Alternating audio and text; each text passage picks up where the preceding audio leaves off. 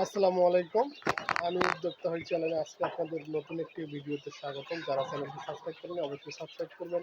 আজকের ভিডিওটি একটি গুরুত্বপূর্ণ ভিডিও।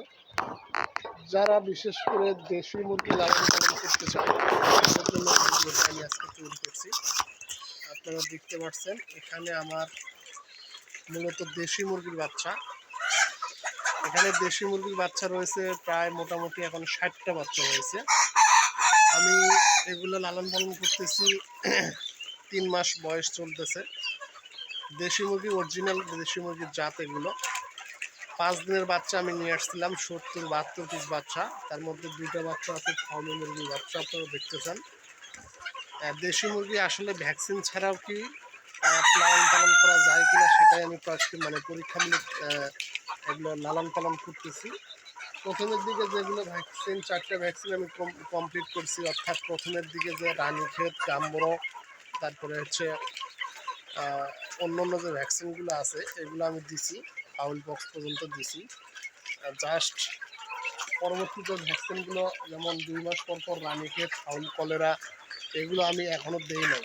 আমি চিন্তা ভাবনা করছি যে কি আসলে ভ্যাকসিন ছাড়া মুরগি পালন করা যায় কিনা।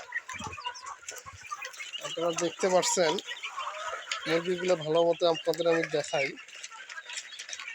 এই মুরগিগুলা আবার একই সাথে ফার্মি এবং দেশি মুরগি লালন পালন করতেছি। যাই হোক, আমার এখন পর্যন্ত মুরগিগুলো সুস্থ সবল রয়েছে এবং সম্পূর্ণ সুন্দরভাবে বেড়ে উঠছে। যে আমি চাই যারা দেশি মুরগি লালন পালন করে লাভবান হতে পারবে কিনা সেই বিষয় নিয়ে অভিজ্ঞতা শেয়ার করবো আপনাদের মাঝে। আমি একসঙ্গে আমার দেখতে পাচ্ছেন ওই পাশে ওই যে ফার্মি মুরগি আছে, নিয়ে আসছিলাম ১০০ মুরগি।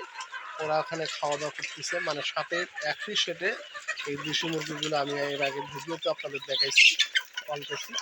ওদের খাবার খরচ, ঔষধ প্লাস একসাথে এদের মানে কমপ্লিট হয়ে যাচ্ছে আপনার একের ভিতর, অর্থাৎ ২। আমার এইগুলো দেশি মুরগিগুলোর জন্য তেমন একটা খরচ নাই বললেই চলে।